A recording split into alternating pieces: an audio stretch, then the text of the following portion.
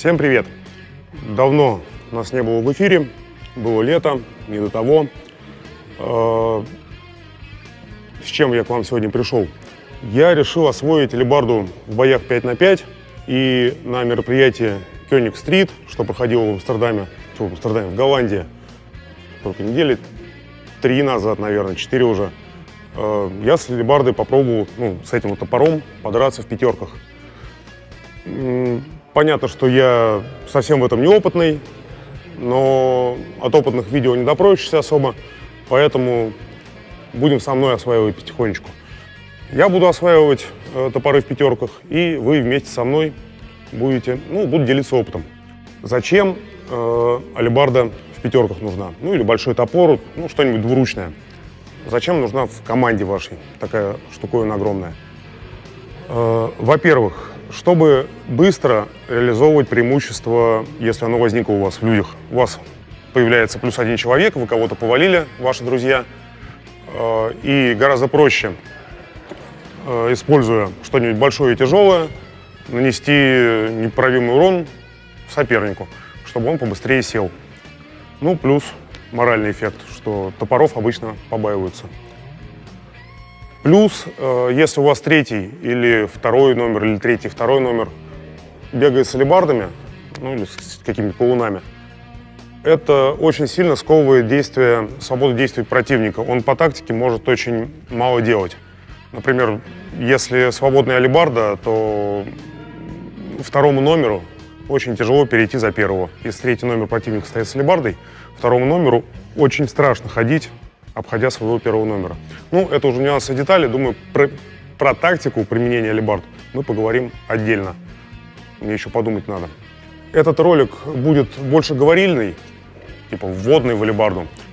Только под конец я покажу пару-тройку ударов, как вообще начать отрабатывать именно ударную технику здоровой палки. Кому в вашей команде доверить алебарду? И почему, если она такая клевая, не все ими вооружаются? Начнем по порядку. Во-первых, алебарда — это большая ответственность, потому что покалечить ею человека гораздо проще, чем сделать это фальшионом или одноручным топором.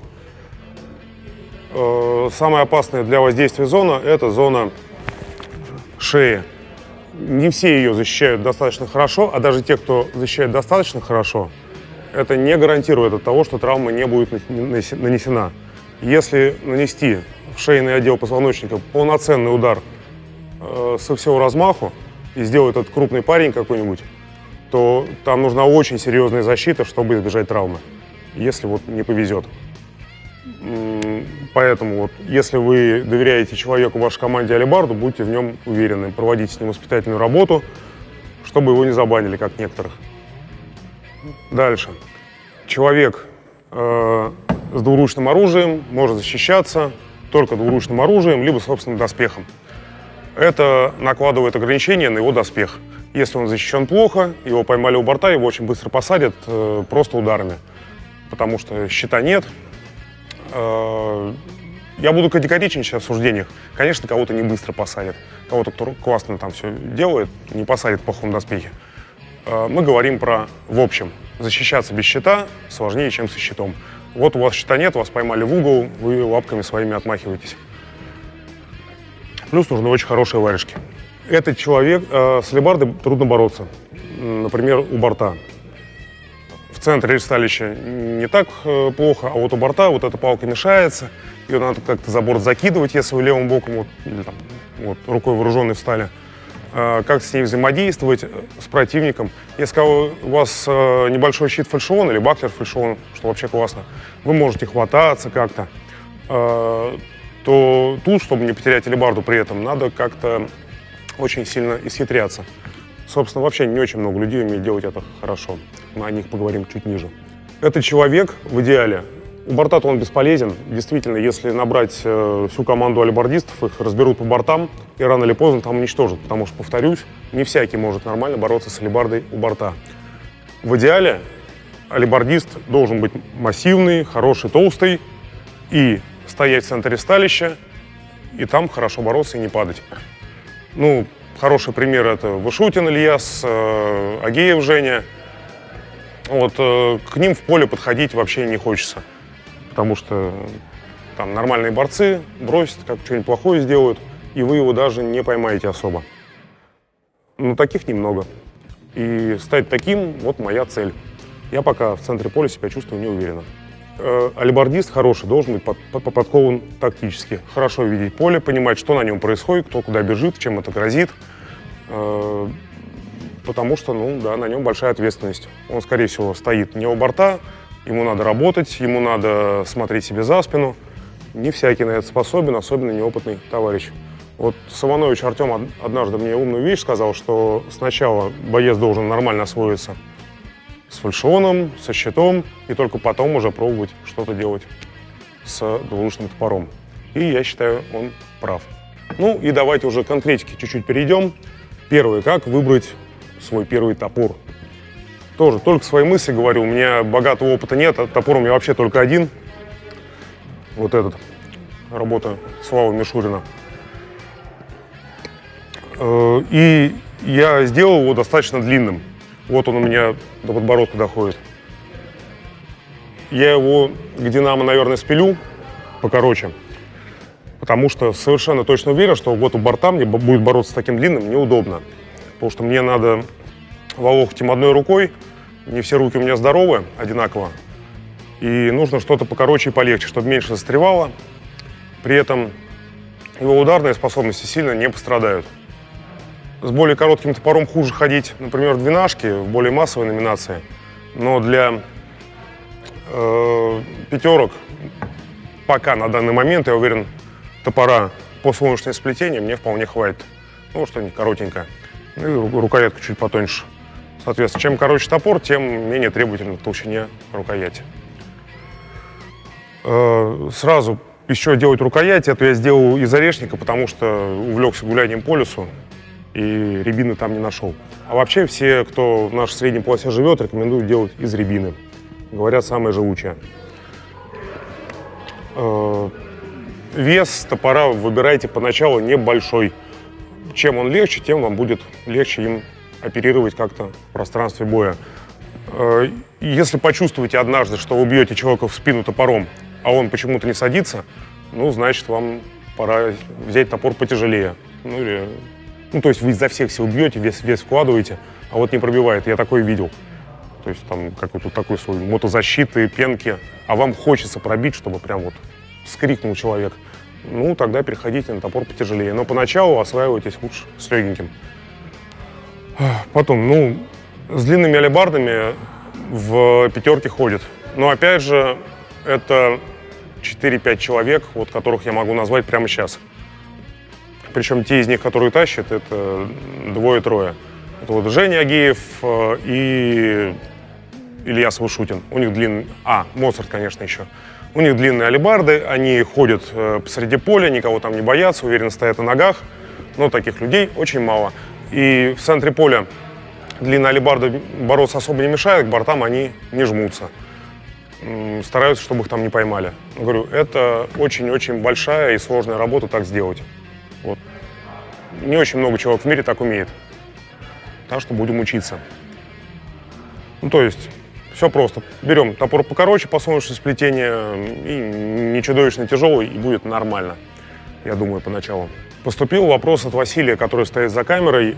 Говорит, видел кривые древки у алебард, туда вогнутые, сюда вогнутые. Говорит, как-то это помогает? На самом деле никак это не помогает. Нормальное древко, оно прямое. Все эти изгибы — это от того, что лень походить по лесу и найти нормальную рябину. Вот нашли кривую, получилась кривая древка. Мне так кажется. Кто-то может искать какие-то физические закономерности во всем этом, но мне кажется, все ровно так. Давайте вводную часть оставим. Сейчас расскажу про удары. Давайте сменим кадр. Собственно, сейчас на истину претендовать точно не буду. С алебардой я тренировался крайне мало. Для начала решил освоить 3 приема для отработки. Первый, самый простой, я просто делаю это по 20 на тренировках. Это просто диагональные удары сверху вниз. По воздуху я их отрабатываю. То есть ставим в левосторонней стоечке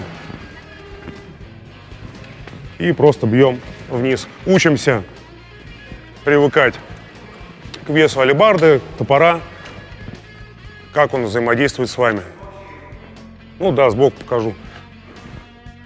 То есть замахиваемся, разгоняем, и здесь тормозим ногами и корпусом. И работаем. Меняем хват.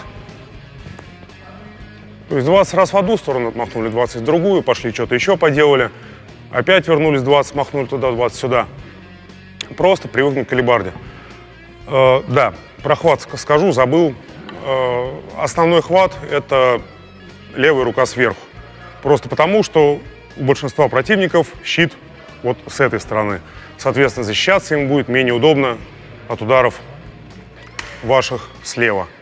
Вот и все. Но вообще алебардист нормальный, ему должно быть все равно, с какой стороны бить. Отработано все должно быть одинаково. Поэтому на отработке с обоих сторон работайте одинаковое время. Потом, сейчас попрошу моих товарищей, вот они сидят, встать к кристаллищу. Товарищи, встаньте к кристаллищу, пожалуйста, прям как есть. Вот ситуация, в которой алебардисту тоже надо привыкнуть работать. Часто алебардист – это второй номер. Вот Андрей и Ира мне сейчас имитируют двух первых номеров. Андрей за меня, Ира против меня, я второй номер Андрея. Вот, мне, как второму номеру с алебардой, нужно попадать Ирине. Ну, вот бывают такие ситуации, когда стоят просто и друг другу долбят. Точнее, вторые номера обрабатывают первых. Мне нужно научиться попадать Ире в таз. Нужно научиться Ире попадать куда-нибудь в плечико, либо в ухо. Ну и в колено, так, чтобы ей было чувствительно. То есть отрабатываем удары, вот чуть-чуть от ристалища отошли и учимся наносить удар горизонтальный. Замахнулись, ударили, замахнулись, ударили. Понятно, надо не по Ире их отрабатывать, а по балде, по воздуху уже не получится особо. Но именно так. Вот у вас есть балда, поставили здесь что-нибудь, что для вас будет имитировать вашего первого номера, чтобы он вам мешался. И просто стоите, с одной стороны накидали ударов, с другой накидали. Да. Отрабатывайте удары и с шагом, и стоя на месте. Стоя на месте, не забывайте, что надо вкручивать в удар таз. Это касается любых ударов, что мечом, что палкой, что просто кулаком. Чуть-чуть вкручиваемся в удар, он получается гораздо сильнее, чем если мы машем руками. Это раз движение, два движения. И посмотрел у Вышутина с какого-то семинара, это он сам виноват, что выложил в фейсбучик, то, что он, собственно, сам делает. Он бегает посередине поля и всем раздает по затылку алебардой. И у него есть специальное упражнение, чтобы это отрабатывать. Надо подбежать к балде и попасть ей точно в затылок воображаемого шлема. Подбегаем к балде, алебарду держим высоко и, не снижая хода, разгоняясь, вкладывая свой вес в удар, вот, разогнались, бам, и желательно попали железком топора, всем своим весом, передали через палку, сложили с ее собственным моментом и прислали все это в затылок своему противнику. Получается очень здорово, ну, по крайней мере, у Шутина. Я тоже так когда-нибудь научусь. Давайте вводную лекцию про топор в пятерках мы завершим на этом. Подписывайтесь на канал. Я надеюсь, надеюсь, видео будут почаще выходить. Лайки ставьте, подписку оформляйте. Ну и все. На этом сегодня пока. Пока.